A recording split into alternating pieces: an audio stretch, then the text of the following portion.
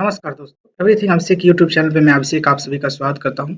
पिछले वीडियो में हम लोग देख रहे थे जिसमें केमिस्ट्री का जो सीरीज चल रहा था उसी के अंतर्गत पिछले वीडियो में हम लोग जान रहे थे मिश्र धातु के बारे में और उनसे जुड़ी जानकारी जो कि था उनका उपयोग कहाँ कहाँ हो सकता है और उनके जो मेन तौर पे जो कंटेंट है यानी कि मेन तौर पे वो किस चीज से बनता है, जो मिश्र धातु होता है वह उस सभी के बारे में देख लिए थे और अन्य जानकारी भी हम हासिल किए थे पिछले वीडियो के माध्यम से।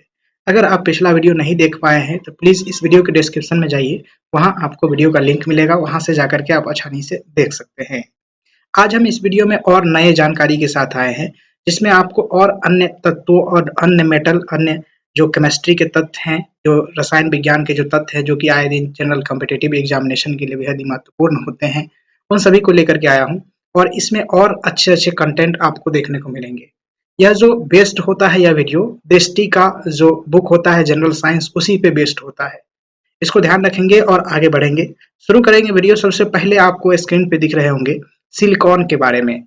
अब सिलिकॉन के बारे में जो फैक्ट है, मेन फैक्ट उसको जान लेते हैं। तो इसकी परमाणु संख्या के बारे में जाने तो इसका परमाणु संख्या 14 होता है।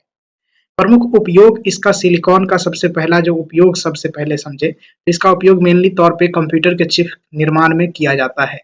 यह एक प्रकार का क्या है तो उपधातु है, यानी कि उपधातु सेमीकंडक्टर आप समझ सकते हैं, इस प्रकार से सेमीकंडक्टर कह सकते हैं आप इसे।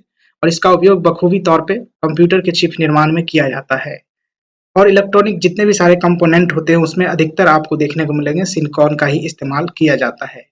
अब नाइट्रोजन के बारे में देख सकते हैं, यहाँ पर कुछ प्रमुख तथ्य हैं नाइट्रोजन के जुड़ी। तो यहाँ पर प्राप्ति देखें तो इसका जो कहाँ से हम प्राप्त कर सकते हैं नाइट्रोजन को, तो यहाँ पर देखेंगे कि गैसीय अवस्था में हम इसे प्राप्त कर सकते हैं। इसका मुख्य उपयोग के बारे में जाने तो यह जंतुओं के वीर्य को द्रव नाइट्रोजन में रखा जाता है। यानी आप देखे होंगे गांव में अगर आप रहते होंगे तो जो मवेशी डॉक्टर होते हैं, जो वेटनरी वाले डॉक्टर होते हैं, उनको आप देखते होइएगा जो सीमेन वगैरह होता है वह किस तरीके से डब्बा में बैग में पैक करके रखता है। उसमें मेनली तौर पे नाइट्रोजन गैस के अंदर में ही उसे डुबो करके रखा जाता है। यह बहुत ही ठंडा गैस होता है, इसको आप समझ लीजिए इस प्रकार से। यहाँ पर देखेंगे कि दूसरे नंबर में इसका उपयोग है कि उर्वरक बनाने में हम इसका इस्तेमाल बहुत ही अच्छे तरीके से करते हैं। जैसे कि यूरिया में नाइट्रोजन की प्रतिशत की मात्रा आप देखेंगे तो 46% रहता है। यूरिया जो खाद हम लोग खेत में इस्तेमाल करते हैं उसकी बात किया जा रहा है यहाँ पे। उसके बाद यूरिया में नाइट्रोजन को नाइट्रेट के रूप में भी ग्रहण करते हैं, इसको आप ध्यान रखेंगे। उसके बाद देखने को मिलेगा सेकेंड पॉइंट, थर्ड पॉइंट, कि वायुमंडलीय नाइट्रोजन को नाइट्रेट में बदलने की क्रिया को नाइट्रोजन स्थिरीकरण कहते हैं। ये एग्जामिनेशन बीपीएससी टीआरई में पूछा था, इसको ध्यान रखेंगे। वायुमंडल के जो नाइट्रोजन है उसको नाइट्रेट में जो बदलने की जो प्रक्रिया होती है वह नाइट्रोजन स्थिरीकरण कहलाता है। अब नाइट्रोजन स्थिरीकरण के बारे में हम यहाँ पर देख लेते हैं कि नाइट्रोजन स्थिरीकरण करने वाले सूक्ष्म जीव कौन कौन से हो सकते हैं। तो यहाँ पर आपको देखने को मिलेगा तो राइजोबियम मिलेगा, जो कि जितने भी सारे दलहन के जो पौधे होते हैं उसके जड़ में पाए जाते हैं राइजोबियम, जैपोनिकम, और ये जीवाणु होते हैं ये सारे के सारे। और एक दूसरा है राइजोबियम लेगुमिनोरस नोसरम, ये भी एक प्रकार का जीवाणु होता है जो कि दलहन में ही पाए जाते हैं। उसके बाद देखें तो यहाँ पर है साइनोबैक्टीरिया, यह भी एक प्रकार का जीवाणु होता है जो नाइट्रोजन के स्थिरीकरण करने में सहायक होता है या फिर करता है। डी नंबर में आप देखें तो एजेटोबैक्टर जो होते हैं यह भी एक प्रकार का बैक्टीरिया है और यह भी नाइट्रोजन स्थिरीकरण में जो है कि अपनी अहम भूमिका निभाता है। आगे बढ़ेंगे तो हाइड्रोजन के बारे में जानने को मिलेगा हमें। अब हाइड्रोजन के बारे में जानते हैं यहाँ पर कि हाइड्रोजन क्या होता है। तो इसके बारे में जो प्रमुख तथ्य है इसके बारे में देख सकते हैं कि आवर्त सारणी का यह प्रथम तत्व है। ध्यान रखेंगे आवर्त सारणी का यह कितना, यानी कि पहला तत्व है। इसकी परमाणु संख्या 1 होता है। खोजकर्ता के बारे में जाने तो हेनरी कैवेंडिश इसके जो खोजकर्ता थे, इसका खोज किए थे। और अगला पॉइंट है कि अन्य नाम, इसे आप देख सकते हैं अन्य नाम के रूप में, जिसमें आप कह सकते हैं इसे कि भविष्य का ईंधन भी आप कह सकते हैं। और अभी आपको देखने को भी मिल रहा होगा कई सारे न्यूज में भी कि हाइड्रोजन से चलने वाली बहुत सारे गाड़ियों के बारे में भी आपको पता चल रहा होगा। इसकी विशेषता के बारे में जाने, हाइड्रोजन की विशेषता के बारे में, तो नाभिक में सिर्फ एक प्रोटॉन होता है। दूसरा पॉइंट है नाभिक में न्यूट्रॉन नहीं पाया जाता है, इसको ध्यान रखेंगे। ऐसा कौन सा जो तत्व है जिसके नाभिक में न्यूट्रॉन नहीं पाया जाता है, तो यह है हाइड्रोजन है। और सर्वाधिक ईंधन देख सकते हैं, सर्वाधिक ईंधन मान इसका होता है, यानी कि इसका जो ईंधन का जो मान होता है, यानी इससे जो ईंधन उत्पन्न होता है बहुत ही अधिक मात्रा में होता है। इससे आप समझ लें कि ब्रह्मांड में सर्वाधिक मात्रा में पाए जाने वाला तत्व भी इसे ही कहा जाता है, हाइड्रोजन को। और आगे बढ़ेंगे तो देखने को मिलेगा प्रमुख उपयोग के बारे में देखें तो पहला जो है कि वनस्पति तेल के निर्माण में, जैसे डालडा वगैरह आप लोग खाते होंगे, या फिर पहले भी आप समझते होंगे कि पहले बहुत ज्यादा इस्तेमाल किया जाता था डालडा का, जिसे वनस्पति तेल या फिर वनस्पति घी के नाम से भी हम लोग जानते हैं। उसका जो निर्माण होता है वो हाइड्रोजनीकरण की क्रिया द्वारा ही निर्माण किया जाता है। दूसरा नंबर में आप देखेंगे तो द्रव हाइड्रोजन का उपयोग रॉकेट ईंधन के में जो है कि बहुत ही अच्छे तरीके से किया जाता है। द्रव हाइड्रोजन का उपयोग रॉकेट ईंधन में किया जाता है, और जो है कि पानी बनाने में भी इसका इस्तेमाल किया जाता है। अगला है पॉइंट है, देख सकते हैं हाइड्रोजन के समस्थानिक के रूप में। हाइड्रोजन के समस्थानिक के रूप में आप देखेंगे यहाँ पर, तो इसका सिंबल आप देखेंगे तो कैपिटल एच होता है। हाइड्रोजन के समस्थानिक ड्यूटेरियम होता है, ट्राइटियम होता है और प्रोटियम होता है। इसका जानकारी, संक्षिप्त जानकारी आपको पिछले वाले वीडियो में भी हमने दिया था, जहाँ पर आपने समस्थानिक के बारे में पढ़ा था, वहां पर आपको देखने को मिले होंगे। यहाँ पर देखेंगे तो ड्यूटेरियम में देखें तो ये ड्यूटेरियम किस प्रकार से होता है, इसे आप सूचित कर सकते हैं डी से, या फिर एच इस तरीके से सूचित करते हैं 2 और 1 से। और ये अस्थाई समस्थानिक होता है, यानी कि यह स्टेबल होता है। इसके जो खोजकर्ता थे, यानी ड्यूटेरियम के जो खोजकर्ता थे वह थे हॉराल्ड उरे महोदय जो थे, जो कि 1931 ईस्वी में इसका खोज किए थे। इसमें जो होता है न्यूट्रॉन की संख्या 1 होता है, और जो सामान्य जो हाइड्रोजन होता है उसमें न्यूट्रॉन की संख्या होती नहीं है, लेकिन जो इसके समस्थानिक होते हैं उसमें इसके नाइट्रोजन की संख्या, न्यूट्रॉन की जो संख्या है वह 1 होता है। अब ट्राइटेरियम के पास चलेंगे तो ट्राइटेरियम को देखेंगे तो टी से इसे डिनोट किया जाता है, या फिर 3 1 से डिनोट कर सकते हैं आप एच के। तो यहाँ पर देखेंगे तो यह जो ट्राइटियम होता है यह रेडियो एक्टिव तत्व होता है, और इसके खोजकर्ता के बारे में जाने तो रदरफोर्ड या फिर एम.एल. ओलिफेंट तथा पॉल हार्टेक महोदय के द्वारा 1934 ईस्वी में किया गया था। इसमें न्यूट्रॉन की संख्या को देखेंगे तो आप, इसका न्यूट्रॉन की संख्या कितना होता है, तो 2 होता है। अब चलते हैं प्रोटियम की तरफ, तो प्रोटियम की तरफ देखते हैं तो यहाँ पर देखेंगे तो इसकी जो मतलब जो है कि संकेत आप देखेंगे तो हाइड्रोजन के सेम टू सेम है, यानी एच से सूचित किया जाता है। आप इसे समान हाइड्रोजन भी समझ सकते हैं, या अस्थाई समस्थानिक होता है। और इसमें न्यूट्रॉनों की जो संख्या होती है इसमें 0 होती है, 0 होता है। इसको ध्यान रखेंगे। वीडियो कैसा लग रहा है निश्चित रूप से आप कमेंट बॉक्स में कमेंट करके बताइएगा, अपना राय विचार जरूर लिखिएगा, और वीडियो को लाइक करना मत भूलिएगा। साथ ही साथ अगर आप हमारे इस चैनल पर नए हैं और इसी प्रकार के वीडियो देखना चाहते हैं तो प्लीज सब्सक्राइब करके बेल आइकन प्रेस करिए, ताकि आपको नए वीडियो का नोटिफिकेशन समय से मिलता रहे। मैं अक्सर इसी प्रकार के वीडियो बनाते रहता हूं, जो आपके आए दिन किसी भी एग्जामिनेशन के लिए बेहद ही महत्वपूर्ण होता है। आप समझ ले कि मैं भी एक प्रकार का एस्पिरिएंट ही हूँ, एक प्रकार से आप एस्पिरिएंट समझ ले हमें, और मैं भी एग्जामिनेशन की, जनरल कंपटीशन की ही तैयारी करता हूँ। तो इससे जुड़ी जानकारी जो भी होती है हमारे पास, वह मैं आप लोगों के साथ इस चैनल के माध्यम से शेयर करने की कोशिश करता हूँ, अपना बेस्ट नॉलेज आपको देने की कोशिश करता हूँ। आगे बढ़ेंगे और देखेंगे यहाँ पर तो ड्यूटेरियम के बारे में देखेंगे। ड्यूटेरियम क्या होता है, इसके बारे में देखिए तो यह हाइड्रोजन का ही समस्थानिक है, आपने जाना होगा, और इसे भारी जल के नाम से भी हम लोग जानते हैं, जिसे कि ड्यूटेरियम डाई ऑक्साइड के रूप से आप जान सकते हैं, भारी जल, जो कि मंदक के रूप में भी कार्य करता है, जिसे का अनुसूत्र आप देख ले तो D2O होता है। D2O से सूचित किया जाता है। बीपीएससी टीआरई में पूछा गया क्वेश्चन है यह, इससे रिलेटेड क्वेश्चन पूछा जाता है कई सारे एग्जामिनेशन में। इसका नाम देखें तो ड्यूटेरियम डाई ऑक्साइड के नाम से आप इसे कह सकते हैं। इसके जो खोजकर्ता थे वह थे डॉक्टर H.C. उरे महोदय, 1932 ईस्वी में इन्होंने इसका खोज किया था। इसके जो गुण होते हैं, प्रॉपर्टी होते हैं, वह कैसा होता है, तो रंगहीन होता है, गंधहीन होता है, स्वादहीन एवं जल में अविलय होता है, जल में घुलनशील नहीं होता है। इसको ध्यान रखेंगे, यह भी इस प्रकार से पूछा जा सकता है कि ड्यूटेरियम जल में घुलनशील होता है या फिर नहीं, इस तरीके से भी पूछा जा सकता है, इसको भी ध्यान रखेंगे। यहाँ पर देखें तो उपयोग क्या हो सकता है इसका, ड्यूटेरियम का। ड्यूटेरियम का उपयोग देखें तो यहाँ पर देख सकते हैं कि नाभिकीय संयंत्र में न्यूट्रॉन मंदक के रूप में इसका हम इस्तेमाल करते हैं। नाभिकीय संयंत्रों में हम इसका, जब नाभिकीय ऊर्जा के थ्रू जब ऊर्जा का उत्पादन होता है, यानी नाभिकीय रिएक्टर के थ्रू जब ऊर्जा का उत्पादन किया जा रहा होता है, तो उसमें जो मतलब विखंडन होता है उसको नियंत्रित करने के लिए उसमें हम किस प्रकार से D2O का इस्तेमाल करते हैं, भारी जल का इस्तेमाल करते हैं। आगे देखेंगे तो ड्यूटेरियम तथा ड्यूटेरियम के यौगिक बनाने में इसका इस्तेमाल किया जाता है। उसके बाद देखें तो भारी जल को जो बनाने में भी इसका इस्तेमाल होता है। विशेषता के रूप में आप देख सकते हैं तो शारीरिक हेतु हानिकारक होता है, शरीर के लिए हानिकारक होता है। पौधे के विकास को रोकने में यह काम करता है। और जैसे बीजों का अंकुरन को रोक देता है, यानी कि पौधे के जो विकास है उसको रोकने के लिए हमें कब आवश्यकता होती है, जब किसी भी पौधे को सजावटी रूप में, आप बोनसाई जिसे कहते हैं, बोनसाई पौधा, तो बोनसाई बनाते हैं हम, जैसे कि सजावटी रूप में किसी भी पौधे को हम बनाते हैं, गमले में उगाते हैं, तब हमें इस गैस की जो है कि इस ड्यूटेरियम की आवश्यकता हो जाती है। आगे बढ़ेंगे तो और जानकारी हम यहाँ से हासिल कर सकते हैं, जिसमें हमें जल के बारे में बताया गया है कि जल किस प्रकार से होता है। तो हाइड्रोजन एवं ऑक्सीजन से मिलकर यह बना यौगिक होता है, जिसे जल कहते हैं। आप इसका संकेत या फिर अनुसूत्र के रूप में H2O जानते ही होंगे। यह विटामिन सी देख सकते हैं, घुलनशील जो विटामिन होते हैं, जल में जो घुलने वाले जो विटामिन होते हैं, विटामिन सी और बी होते हैं, दो ही विटामिन है जो कि जल में घुलते हैं। इसको भी ध्यान रखेंगे। घुलनशील जो विटामिन है जल में कौन कौन से हैं, तो बी और सी है।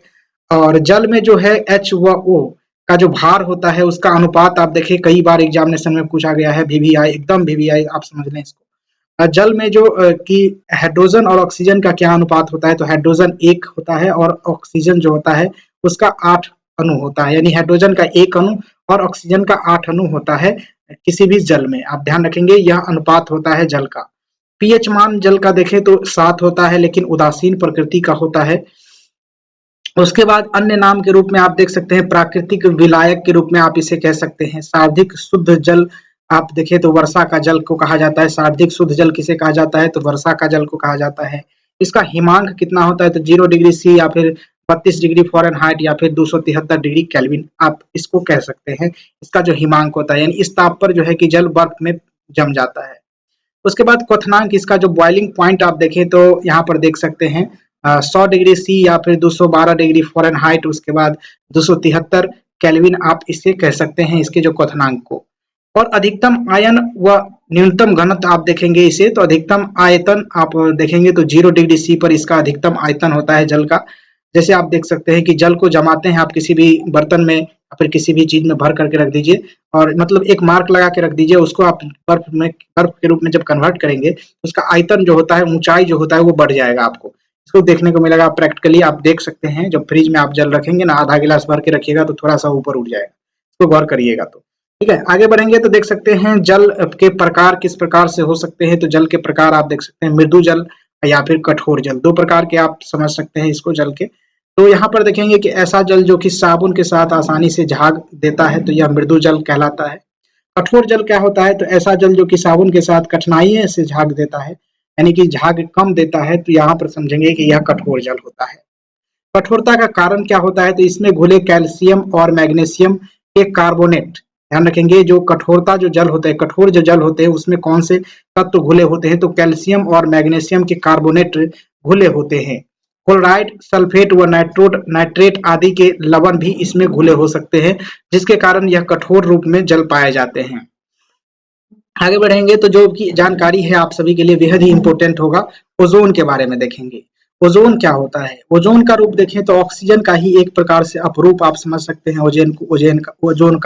ओजोन को आप यहाँ पर देखेंगे तो संकेत के रूप में आप देखेंगे, जिस तरीके से ऑक्सीजन का O2 होता है, उसी प्रकार से ओजोन का संकेत O3 होता है, अनुसूत्र के रूप में आप जान सकते हैं।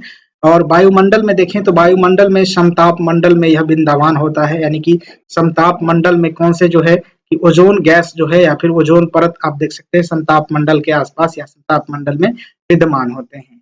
उसके बाद है देख सकते हैं उपयोग इसका हम कहाँ कहाँ कर सकते हैं, तो उपयोग के रूप में देखेंगे तो सूर्य प्रकाश की परावैंगनिक किरणों को पृथ्वी पर आने से रोकता है यह ओजोन गैस। और देखेंगे तो यह जो है कि कीटाणुनाशक के रूप में भी इसका हम इस्तेमाल कर सकते हैं। तीसरा देखेंगे तो जल को साफ करने में हम भी ओजोन गैस का इस्तेमाल करते हैं। और जो है कि खाद्य पदार्थ के संरक्षण में भी इसका हम इस्तेमाल करते हैं। संरक्षण का मतलब जो है कि किसी भी खाद्य पदार्थ को हम अधिक दिन तक रख सकते हैं ओजोन गैस के इस्तेमाल करके। उसके बाद देख सकते हैं यहाँ पर पूछा गया है कि एक प्रकार से प्रश्न कि क्या आप जानते हैं कि रेडॉन एकमात्र अक्रिय गैस है। रेडॉन मात्र एक अक्रिय गैस है जो कि वायुमंडल में समानतः नहीं पाई जाती है, और लेकिन भूकंप आने के समय वायुमंडल में रेडॉन गैस की मात्रा बढ़ने लगती है। यानी कि भूकंप के समय में ऐसा कौन सा गैस है जिसका मात्रा बढ़ने लगती है, तो यह रेडॉन गैस होता है, इसको ध्यान रखेंगे। और रेडॉन एक प्रकार का अक्रिय गैस है, इनर्ट गैस इसे कहा जाता है इंग्लिश में। अब देखेंगे आर्गन के बारे में, देख लेते हैं आर्गन के बारे में। आर्गन के बारे में जो मेन फैक्ट है जानने को मिलेगा कि वायुमंडल में सर्वाधिक मात्रा में पाई जाने वाली अक्रिय गैस कौन सा है, तो आर्गन गैस को कहा जाता है। सबसे जो अधिक मात्रा में वायुमंडल में पाए जाने वाले अक्रिय गैस, इनर्ट गैस, आर्गन को कहा जाता है। इसके जो खोजकर्ता थे आर्गन गैस के, वह थे विलियम रैमजे महोदय। विलियम रैमजे महोदय के द्वारा इसका खोज किया गया था। इसका उपयोग आप देखेंगे तो विद्युत के बल्ब में अधिक मात्रा में इसका उपयोग किया जाता है। सल्फर के बारे में जाने तो सल्फर आप देख सकते हैं स्क्रीन पे। इसका अन्य नाम आप देखें तो तांबे का शत्रु के रूप में आप जानते होंगे सल्फर का। इस प्रकार से सल्फर जो है कि तांबे के जो भी बर्तन होते हैं, धातु होते हैं या फिर कोई भी चीज होते हैं, सामान होते हैं, उस पर आप देखेंगे तो हरा कलर का तुतिया जमा देता है। यही सल्फर के कारण ही जमता है। इसका संकेत देखिए सल्फर का एस होता है एवं परमाणु संख्या 16 होता है। इसकी विशेषता के रूप में जाने की उष्मा व फिर विद्युत का यह कुचालक होता है। ध्यान रखेंगे सल्फर क्या होता है, तो उष्मा एवं विद्युत का कुचालक होता है, बैड कंडक्टर होता है। आप देख सकते हैं यहाँ पर देख सकते हैं एस्टेटीन। एस्टेटीन के बारे में जाने तो यह एक प्रकार का देखें तो ठोस अधातु में सबसे भारी तत्व होता है। यह ठोस अधातु में सबसे भारी तत्व होता है एस्टेटीन, और भूपर्टी में सबसे कम मात्रा में पाए जाने वाला यह तत्व होता है एस्टेटीन। इसको आप ध्यान रखेंगे, सबसे कम मात्रा में भूपर्टी पर पाया जाने वाला कौन सा ऐसा अधातु है, तो यह एस्टेटीन है।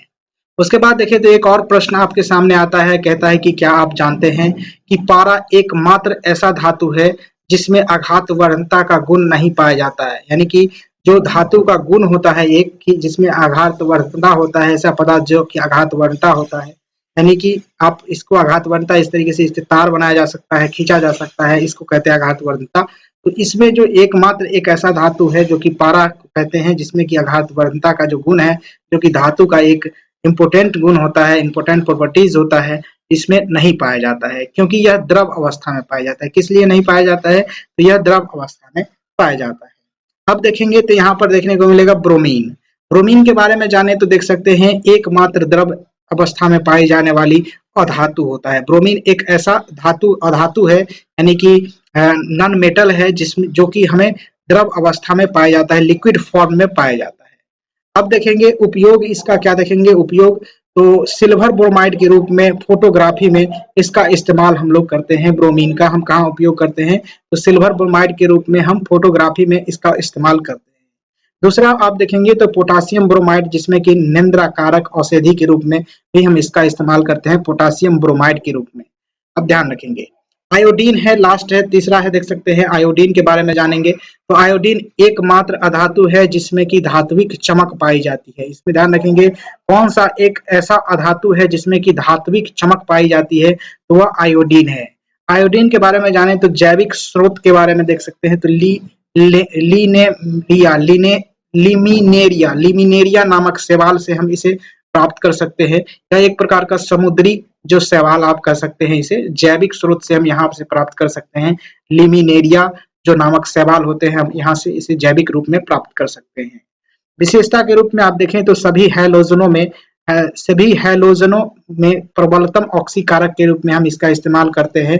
सभी हैलोजनों में हम इसका प्रबलतम ऑक्सीकारक के रूप में हम इसका इस्तेमाल करते हैं। देखने को मिलेगा यहाँ से इंपोर्टेंट जो परीक्षा की दृष्टि से तथ्य है उसको देखेंगे। तो पहला तथ्य आता है कि प्राकृतिक में मुक्त अवस्था में पाई जाने वाली प्रमुख तत्व सोना व प्लेटिनियम होते हैं। यह डायरेक्ट टू डायरेक्ट क्वेश्चन पूछा गया था बीपीएससी टीआरई में, आप मिला लीजिएगा, यहीं से क्वेश्चन पूछा गया था। प्राकृतिक में मुक्त अवस्था में पाई जाने वाली कौन सा एक ऐसा धातु है, प्रमुख धातु कौन सा है, तो सोना और प्लेटिनियम होता है। यानी कि यहाँ जो क्वेश्चन था मेरा गलत हो गया था, मैंने सिर्फ सोना को टिक आउट किया था, लेकिन उसमें से एक से अधिक वाला जो ऑप्शन था वो टिक होना चाहिए था। ध्यान रखेंगे इस बार जो टीआरई 3 हुआ था इसमें यह क्वेश्चन पूछा गया था। उसके बाद देखने को मिलेगा यहाँ पर कि नाइट्रोजन व ऑक्सीजन गैस को द्रवित वायु के प्रभाजी आसवन से प्राप्त किया जाता है। नाइट्रोजन व ऑक्सीजन गैस को द्रवित वायु के प्रभाजी आसवन विधि द्वारा प्राप्त किया जाता है। नेक्स्ट अगला पॉइंट है, देख सकते हैं कि आयोडीन एक ऐसा अधातु है जिसमें चमक पाई जाती है। आयोडीन एक ऐसा अधातु है जिसमें कि धातुओं की चमक पाई जाती है, धातुओं जैसे चमक पाई जाती है। अगला पॉइंट है कि गैलियम और सीजियम ऐसे धातुएं हैं जो हथेली पर रखने मात्र से पिघल जाती है। गैलियम और सीजियम एक ऐसा धातु है जो हथेली पर रखते ही पिघल जाती है, क्योंकि गैलियम का गलनांक बहुत कम होता है, क्योंकि जो है कि इसका गलनांक बहुत ही कम होता है दोनों का। अगला देखेंगे कि ग्रेफाइट एक ऐसा अधातु है, ग्रेफाइट एक ऐसा अधातु है जो विद्युत का सुचालक होता है। ध्यान रखेंगे, ग्रेफाइट एक ऐसा अधातु है जो कि विद्युत का सुचालक होता है। अब ग्रेफाइट का इस्तेमाल कहाँ करते हैं आप लोग को पता ही होगा। कहाँ इस्तेमाल करते हैं तो ग्रेफाइट का पेंसिल में इस्तेमाल करते हैं, और बैटरी में जो सूखा सेल होता है, जो टॉर्च वगैरह में हम लोग इस्तेमाल करते हैं, उसमें एनोड के रूप में हम इसका इस्तेमाल करते हैं। आगे बढ़ेंगे, देख सकते हैं आपके सामने जो हाइड्रोजन पेरोक्साइड के बारे में देखेंगे। हाइड्रोजन पेरोक्साइड क्या होता है तो इसका अणुसूत्र आप देख लें तो H2O2 होता है। HO2 आप देखेंगे, HO2 जो होता है H2O होता है, H2O जल होता है, और H2O2 जो होता है यह कहलाता है, यह जल होता है। ध्यान रखेंगे, यह जल होता है, और यह जो होता है आपका देखेंगे तो H2O2 होता है, हाइड्रोजन पेरोक्साइड होता है। इसके गुण के बारे में जान सकते हैं आप। इसके गुण कैसा होता है तो फीका नीला होता है, यानी कि पेल ब्लू आप कह सकते हैं। यह जो इसकी अवस्था होती है, गाढ़ा द्रव की अवस्था में यह पाए जाते हैं। यह जो होता है जल, एल्कोहल एवं ईथर में विलय होता है, यानी कि जल और एल्कोहल एवं ईथर जो होता है उसमें यह घुल जाता है। अगला पॉइंट देखेंगे तो 0 डिग्री सी पर आपेक्षिक घनत्व इसका होता है 1.47 होता है। इसका क्वथनांक देखें तो क्वथनांक इसका 150.2 डिग्री सी होता है। इसका क्वथनांक यानी हाइड्रोजन पेरोक्साइड का जो क्वथनांक होता है 150.2 डिग्री सी होता है। इसके हिमांक यानी देखें, हिमांक देखें तो इसका देख सकते हैं आप कि -0.43 डिग्री सी होता है। -0.43 डिग्री सी इसका हिमांक होता है हाइड्रोजन पेरोक्साइड का। आगे देखेंगे तो इसका खोज आप देखें तो खोजकर्ता इसके थीनार्ड महोदय थे, जो कि 1818 ईस्वी में इसका खोज किए थे। इसका अणुसूत्र आप जान ही गए होंगे, H2O2 होता है। उपयोग आप देखेंगे, हाइड्रोजन पेरोक्साइड का उपयोग जानने को मिलेगा। इसका उपयोग सबसे पहले देखें तो कीटनाशी के रूप में हम इसका इस्तेमाल करते हैं। दूसरा जो है कि प्रतिरोधी या फिर एंटीसेप्टिक, या फिर घाव यानी एंटीसेप्टिक के रूप में हम इसका इस्तेमाल करते हैं, घाव को धोने के लिए, गरारे करना या फिर कान साफ करना।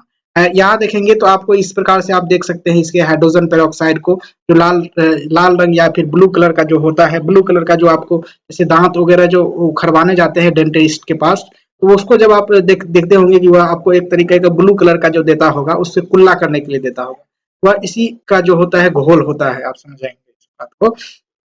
यहाँ पर देखेंगे तो हाथी दांत, ऊन, रेशम, पंख व बाल आदि के विरंजन में इसका इस्तेमाल किया जाता है, यानी कि उसको शुद्ध करने के लिए हम इसका इस्तेमाल करते हैं। हाथी के दांत, ऊन, रेशम, पंख व फिर बाल आदि का जो है कि विरंजन करने के लिए हम इसका इस्तेमाल करते हैं। अगला पॉइंट है कि दूध एवं शराब आदि के परिरक्षण, प्रिजर्वेशन करने में हम इसका इस्तेमाल करते हैं।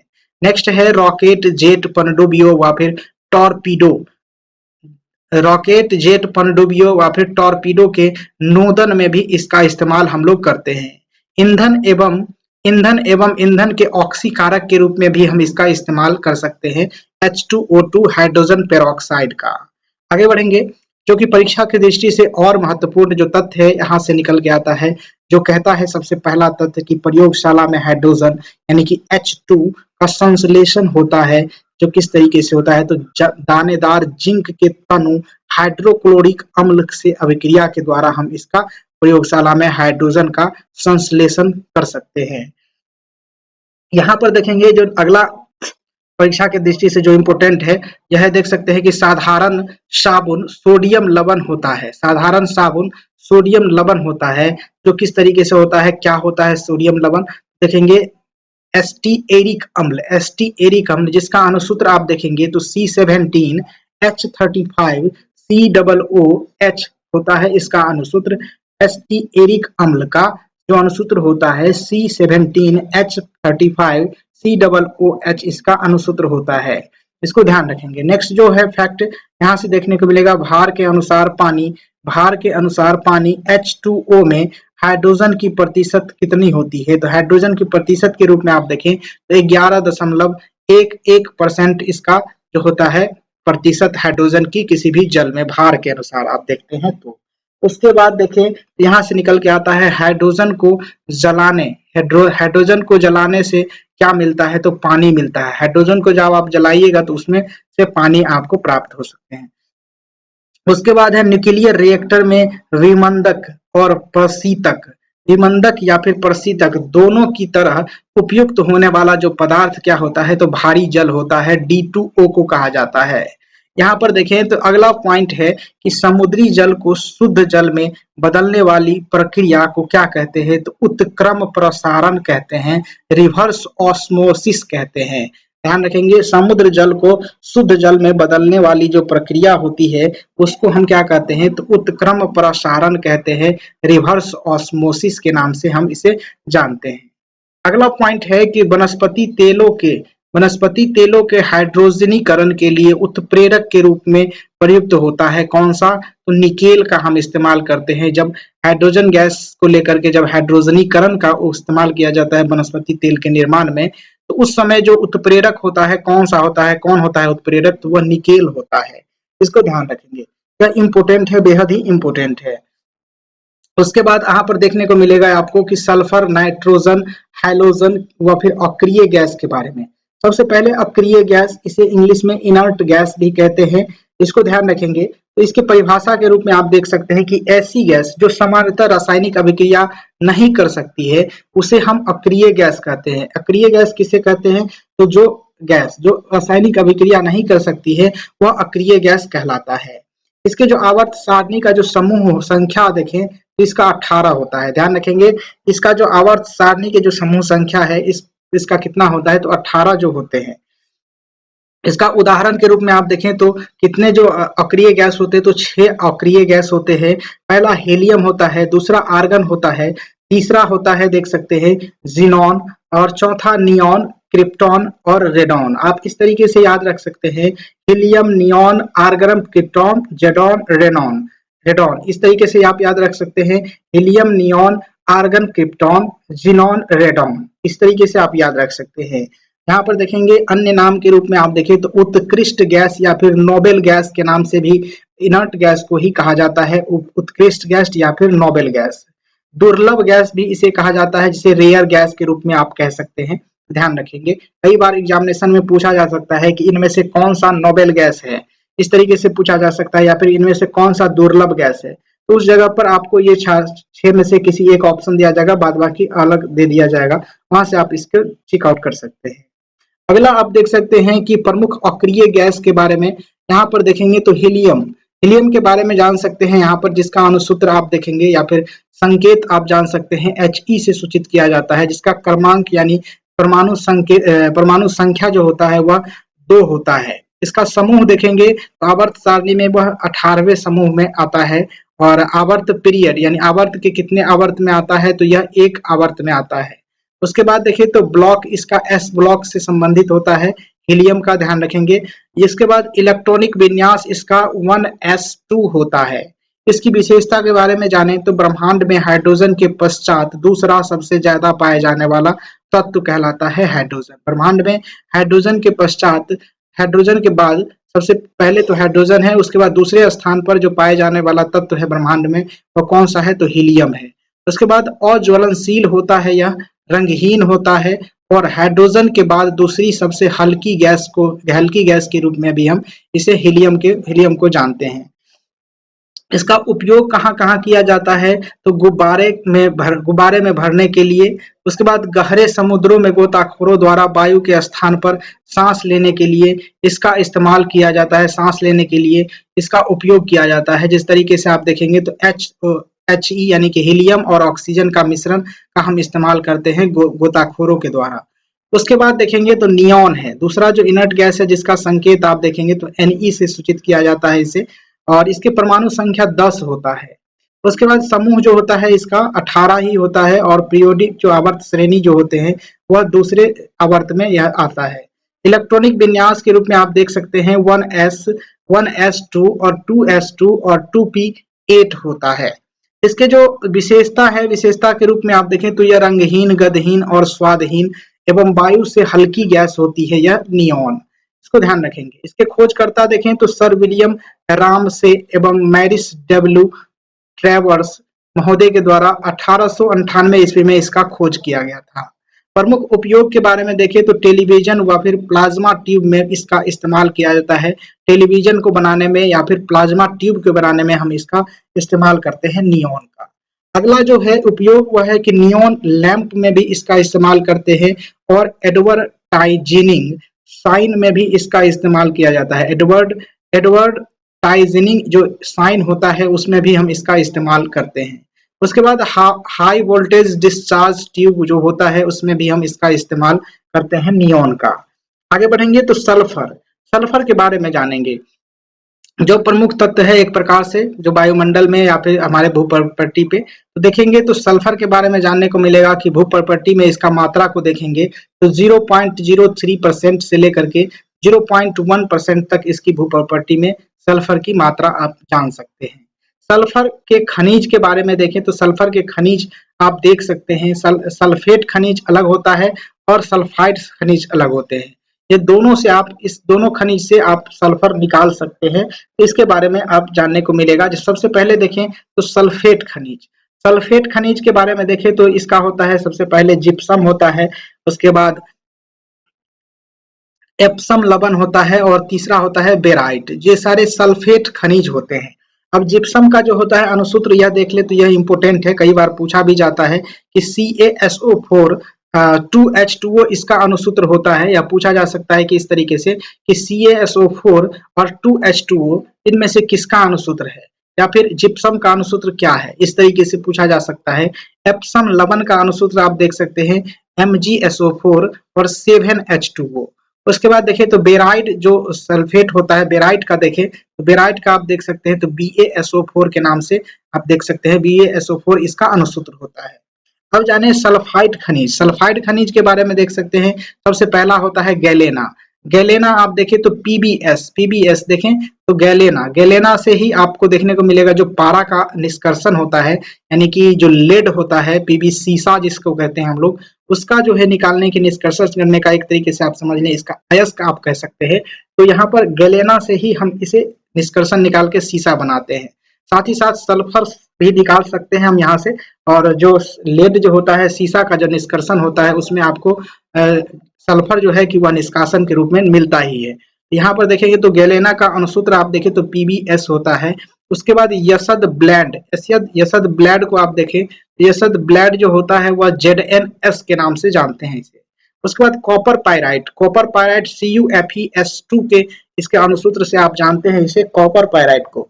उसके बाद देखने को मिलेगा इसका स्रोत, तो प्राकृतिक स्रोत के रूप में आप जाने सल्फर का तो देख सकते हैं कि ज्वालामुखी में हाइड्रोजन सल्फाइड के रूप में हम इसे प्राप्त कर सकते हैं प्राकृतिक स्रोत से। और उसके बाद अंडे, प्रोटीन, लहसुन, प्याज, सरसों, बाल तथा ऊन से भी हम इसका जो है कि प्राप्त कर सकते हैं सल्फर को। ध्यान रखेंगे, अंडे, प्रोटीन, लहसुन, प्याज, सरसों, बाल तथा ऊन से हम इसे प्राप्त कर सकते हैं। ये सारे के सारे सल्फर का प्राकृतिक स्रोत है, सोर्स है।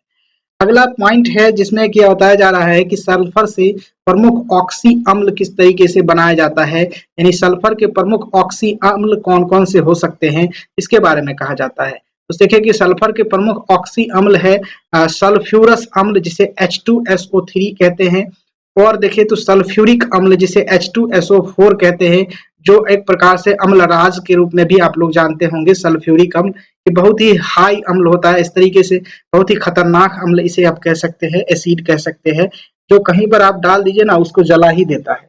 उसके बाद देख सकते हैं पर ऑक्सीडाई सल्फ्यूरिक अम्ल आप कह सकते हैं, पर ऑक्सीडाई सल्फ्यूरिक अम्ल आप देखें तो H2S2O8 के नाम से आप इसका अनुसूत्र देखते हैं, जिसे मार्शल अम्ल भी आप कह सकते हैं। पर ऑक्सीडाई सल्फ्यूरिक अम्ल मार्शल अम्ल के नाम से भी जाना जाता है। उसके बाद है पायरो सल्फ्यूरिक अम्ल, पायरो सल्फ्यूरिक अम्ल देखें तो H2S2O7 के नाम से आप जानते हैं इसका अनुसूत्र, और ओलम भी इसे कहा जाता है। ओलम पायरो सल्फ्यूरिक अम्ल को कहा जाता है, जिसका अनुसूत्र H2S2O7 होता है। अब जानेंगे यहाँ पर जीनोन के बारे में। अब देखेंगे जीनोन क्या होता है, इसके बारे में जो इम्पोर्टेंट है इसको जानने की कोशिश करेंगे। इसका प्रतीक आप देखेंगे तो Xe होता है, Xe से सूचित किया जाता है। इसका परमाणु क्रमांक 54 यानी 54 होता है। समूह देखेंगे तो 18 ही होता है, और ब्लॉक यानी कि पीरियड आप देखेंगे इसका पीरियड होता है आवर्त सारणी के कितने आवर्त में पाए जाते हैं, तो 5वें आवर्त में और 18वें समूह में यह पाए जाते हैं। और पी ब्लॉक का यह जो है कि धातु होता है, या क्या कहते हैं, अक्रिय गैस होता है। उसके बाद देखें तो खोजकर्ता देखें तो विलियम रामसे एवं मैरिस ट्रेवर्स महोदय 1898 ईस्वी में इसका खोज किए थे। और अन्य नाम के रूप में आप देखें तो स्ट्रेंजर गैस किसे कहा जाता है, तो जीनोन को ही कहा जाता है स्ट्रेंजर गैस, अनजान गैस कहा जाता है। समझ लें इस बात को। इसकी विशेषता देखें तो रंगहीन, गंधहीन, स्वादहीन एवं वायु से भारी गैस होता है। जीनोन क्या होता है, तो वायु से भारी गैस होता है। जिसके जो उपयोग है, प्रमुख उपयोग देखें तो गैस डिस्चार्ज लैंप में इसका इस्तेमाल करते हैं, लेजर में इस्तेमाल करते हैं, और एनेस्थीसिया के रूप में, यानी कि जो मरीजों को बेहोश करने में भी इसका इस्तेमाल होता है। और स्पोर्ट डोपिंग में भी इसका इस्तेमाल होता है। स्पोर्ट में जो डोपिंग टेस्ट होता है, जो आप मतलब जो है कि अल्कोहल आपका सेवन किए हैं कि नहीं किए हैं, तो इसका इस्तेमाल करने में, इसका जो चेक करने में, जांच करने में, डोपिंग जो टेस्ट होता है स्पोर्ट के दौरान, तो उसमें किया जाता है। उसके बाद न्यूरोप्रोटेक्टेंट न्यूरोप्रोक्टोटेंट के रूप में भी इसका इस्तेमाल किया जाता है। उसके बाद है यहाँ पर सल्फ्यूरिक अम्ल। देखेंगे सल्फ्यूरिक अम्ल, H2SO4 के बारे में जानेंगे। तो इसका अन्य नाम आप देखें तो विट्रोओल का तेल भी आप इसे कह सकते हैं। विट्रिओल विट्रिओल का जो तेल भी कह सकते हैं इसे, ऑयल ऑफ विट्रिओल। उसके बाद रसायनों का सम्राट भी इसे कहा जाता है। इसको ध्यान रखेंगे, रसायन का जो सम्राट कौन सा होता है, तो सल्फ्यूरिक अम्ल को कहा जाता है। हमने अम्लराज कहा था, यहाँ पर जो है कि रसायनों का सम्राट कहा गया है। इसकी विशेषता को देखें तो रंगहीन होता है एवं गाढ़ा तैलीय द्रव होता है। उसके बाद देखिए तो निम्न वाष्पनशीलता होता है, इसमें निम्न वाष्पशीलता होता है, प्रबल अम्लीय गुण होता है, इसीलिए इसे अम्लराज हमने कहा था। और जल के प्रति प्रबल बंधुता होता है, जल के प्रति इसमें प्रबल बाउंड होता है, बहुत ही कड़ा बाउंड होता है, सख्त बाउंड होता है, समझ लीजिए इस प्रकार से।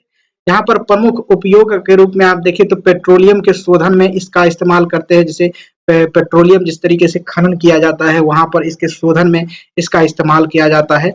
और अपमार्जक उद्योग में इसका इस्तेमाल किया जाता है, जो अपमार्जक सर्फ वगैरह होता है उसमें इस्तेमाल किया जाता है। उर्वरकों जैसे कि अमोनियम सल्फेट एवं सुपर फॉस्फेट के उत्पादन में इसका इस्तेमाल किया जाता है। उसके बाद है संचायक बैटरी। संचायक बैटरी में भी इसका इस्तेमाल किया जाता है, जो सेल होते हैं, बैटरी होते हैं, उसमें भी इसका इस्तेमाल होता है। उसके बाद नाइट्रोसेलुलोज उत्पादन में भी इसका उत्पादन के लिए भी किया जाता है। नाइट्रोसेलुलोज उत्पादन में भी, उत्पादों के जो है कि उत्पादन में किया जाता है। अब यहाँ पर देखने को मिलेगा सल्फर हेक्साक्लोराइड। सल्फर हेक्साक्लोराइड के बारे में जानेंगे तो देख सकते हैं आपके स्क्रीन पे कहता है सल्फर हेक्साक्लोराइड का अणुसूत्र आप देखें तो SF6 से आप जान सकते हैं। इसकी संरचना अष्टफलकीय होता है, अष्टफलकीय होता है इसका सल्फर हेक्साक्लोराइड का। यहाँ पर देखें तो यह जो है कि इसका जो अणु होता है अष्टफलकीय अणु होता है। इसकी विशेषता रंगहीन, गंधहीन एवं अज्वलनशील होता है। अज्वलनशील कार्बनिक अकार्बनिक यौगिक के रूप में आप इसे जानते हैं। इसके जो प्रमुख उपयोग देखें तो इलेक्ट्रिक इंसुलेटर के रूप में भी करते हैं। इलेक्ट्रिक इंसुलेटर के रूप में हम किसका इस्तेमाल करते हैं, तो सल्फर हेक्सा फ्लोराइड का इस्तेमाल करते हैं। रडार एवं टॉर्पीडो में भी इसका इस्तेमाल होता है सल्फर हेक्सा फ्लोराइड का। आगे जानेंगे तो sulphur dioxide, sulphur dioxide SO2 जाना पहचाना, बहुत लोग जानते ही होंगे इसके बारे में। इसका जो मेन पॉइंट के रूप में देखें तो रंगहीन एवं तीखी गंध होता है, इसमें रंगहीन एवं तीखी गंध होता है, जल में अत्यधिक विलय होता है। उसके बाद इसका क्वथनांक देखेंगे तो 263 केल्विन होता है इसका क्वथनांक। इसका प्रमुख उपयोग के बारे में जाने तो इसका प्रमुख उपयोग शर्करा एवं पेट्रोलियम के शोधन में इसका इस्तेमाल किया जाता है। शर्करा एवं पेट्रोलियम के शोधन में SO2 सल्फर डाइऑक्साइड का इस्तेमाल किया जाता है। दूसरा है ऊन तथा रेशम के विरंजन में भी इसका इस्तेमाल किया जाता है। अगला है प्रतिक्लोर विसंक्रामक एवं प्रतिरक्षा के रूप में भी इसका इस्तेमाल हम लोग करते हैं। नेक्स्ट है कि सल्फाइड अम्ल सोडियम हाइड्रोजन सल्फाइड तथा कैल्शियम हाइड्रोजन सल्फाइड के रूप में के उत्पादन में भी हम इसका इस्तेमाल करते हैं। सल्फाइड अम्ल, हाइड्रोजन सोडियम हाइड्रोजन सल्फाइड तथा कैल्शियम हाइड्रोजन सल्फाइड के उत्पादन में भी, प्रोडक्शन में भी इसका इस्तेमाल करते हैं। यहाँ तक आप जाने कई सारे इंपॉर्टेंट फैक्ट जो कि केमिस्ट्री से रिलेटेड था, और बहुत सारे तत्व, बहुत सारे अधातु, बहुत सारे यौगिक, बहुत सारे मिश्रण, बहुत सारे गैस के बारे में हमने इस वीडियो में आपको बताया। वीडियो कैसा लगा निश्चित रूप से आप कमेंट करके बताइएगा। लाइक करना मत भूलिएगा, शेयर कर लीजिएगा दोस्तों के साथ, और सब्सक्राइब करिएगा नेक्स्ट वीडियो देखने के लिए इसी सीरीज का। नेक्स्ट वीडियो में हम बताएंगे यहाँ से नाइट्रोजन और हैलोजन से रिलेटेड और कई सारे तत्व और जो है कि औषधि के बारे में, और बहुत सारे जो मिश्रण और बहुत सारे चीज कंटेंट आपको देने की कोशिश करेंगे नेक्स्ट वीडियो में। Thank you for watching this video. जय हिंद, वंदे मातरम।